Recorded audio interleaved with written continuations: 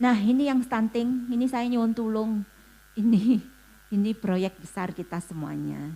Karena stunting ini berhubungan dengan masa depan bangsa Indonesia untuk generasi emas Indonesia 2045. Nah ini saya nyuwun tulung ini nanti melibatkan berbagai sisi. Anak-anak ya nanti anak-anakku ini jadi untuk remaja putri SMP, SMA semuanya tiap Jumat harus minum zat besi. Dan kita akan periksa semua kondisi hemoglobinnya, kadar darah merahnya untuk memastikan bahwa anak-anak perempuan yang calon ibu, karena semuanya calon ibu, itu tidak kekurangan darah.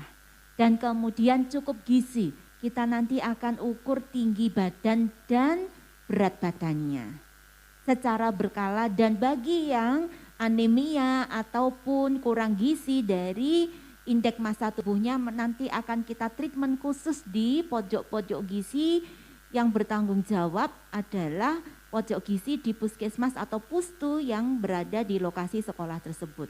Jadi ini mohon maaf ya yang laki-laki ya, karena ini hubungannya dengan kehamilan gitu. Kebetulan laki-laki tidak hamil gitu ya anak-anak ya.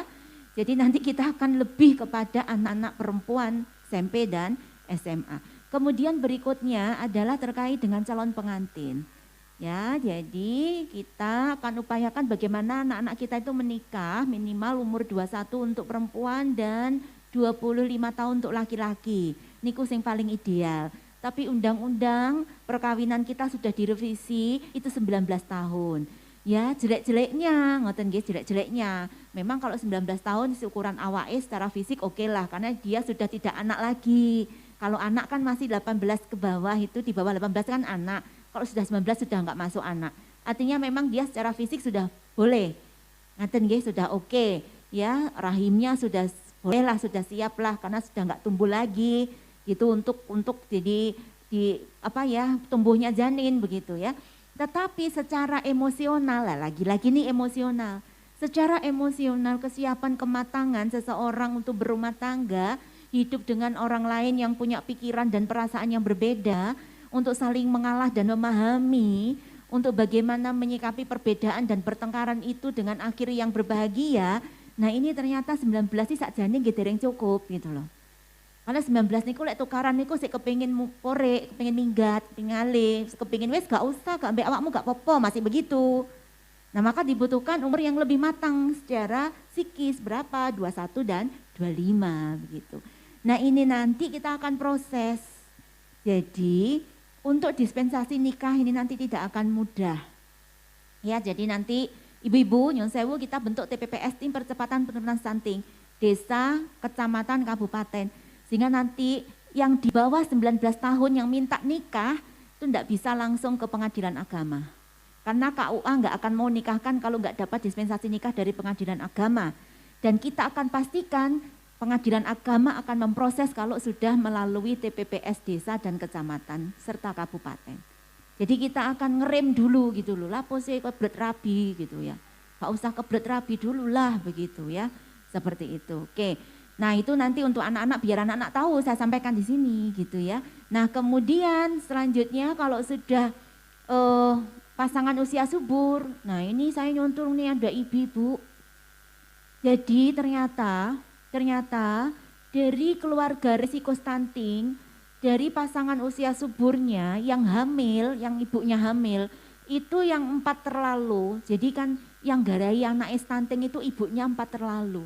Terlalu tua, terlalu kecil, terlalu banyak anaknya, terlalu pendek jarak anaknya, ngoten. Nah di antaranya ini, dari 4 terlalu ini sing paling banyak dan Kabupaten Mojokerto niku nopo? Terlalu tua.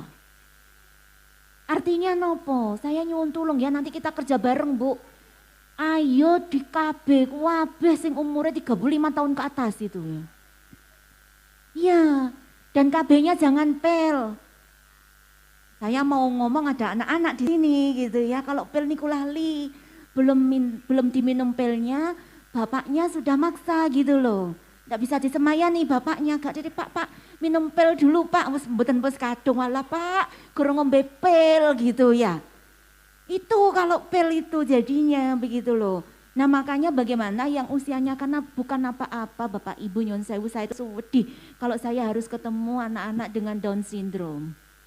Sebagian besar nih kulo ibu ini kulo pun usianya 40-an. Cobi. Ya seperti itu. Nah ini ya ini. Jadi usia paling sepuh untuk hamil dan melahirkan adalah 35 tahun.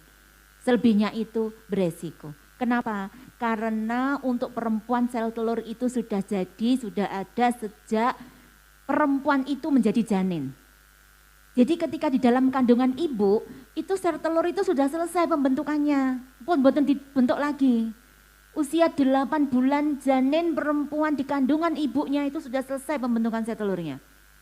Dan kemudian akan dimatangkan satu-satu, dilepas satu-satu ketika perempuan itu menarke, sudah menstruasi yang pertama kalinya. Baru sel telur itu akan dimatangkan satu-satu dan dikeluarkan satu-satu sampai habis. Sehingga kemudian perempuan itu lebih cepat menopause daripada laki-laki. Kenapa? Wis entek telure, soalnya gak produksi maneh. Produksinya sudah selesai ketika perempuan itu di dalam kandungan ibunya. Itulah kenapa perempuan itu ada batasnya hamil dan melahirkan. Semakin lama sel telur itu umurnya, semakin jelek kualitasnya, sama dengan kalau kita itu mau masak. Nih ibu-ibu semuanya pasti ini hobi masak, wis penggaweane, masak nih wis kare merem pun. Telur ya Bu, semakin lama enggak semakin apik. Kita bikin kue pakai telur yang sudah lama meskipun belum buki telurnya, tetap aja kuenya enggak bisa ngembang, enggak bisa lentur, elek. Seperti itu ya.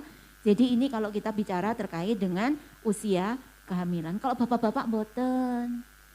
Sperma itu diproduksi fresh, bendino produksi sperma, cobi. Iya, makanya jadi laki-laki itu banyak yang sudah meninggal sebelum menopause. Sakjane laki-laki juga menopause. Tapi karena spermanya itu dibentuk tiap hari, fresh terus gitu ya. Nah makanya wayai menopause gak menangi, soalnya sudah kadung meninggal sebelum menopause gitu ya. Tuh, nah kemudian ibu menyusui punya anak baduta. Jadi 0 sampai 2 tahun ini adalah usia yang paling rawan. Tidak boleh kurang gizi, intinya pun ngoten. Piye carane ngoten nggih, anak-anak 0 sampai 2 tahun niku gizinya cukup lengkap. Begitu. Tidak orang kurang gizi, anak kurang gizi bukan nggak bisa ngasih makan mboten. Banyak karena salah ngekei lauk begitu ya. Nah, ini nanti kita kerjakan bersama-sama. Kita harus menurunkan stunting ini bagaimanapun caranya supaya apa? Supaya Indonesia itu nanti ya SDM-nya ini adalah SDM yang berkualitas. Kalau pun kadung stunting, volume otaknya ini sedikit. Mbok disekolahi sing yo opo ngoten niku wis mboten nyantol. Soalnya titik uteke. Jadi stunting itu berhubungan dengan volume otak, begitu ya. Oke, jadi ini target stunting nanti kita akan kerjakan bersama-sama gimana caranya ya kita bisa menekan stunting di Kabupaten Mojokerto. Bisa saya sampaikan dan anak-anakku semuanya ya. Terima kasih atas perhatiannya. Mungkin saya serahkan kembali ke Mas Jeki. Matur nuwun nyuwun pangapunten. Wassalamualaikum warahmatullahi wabarakatuh.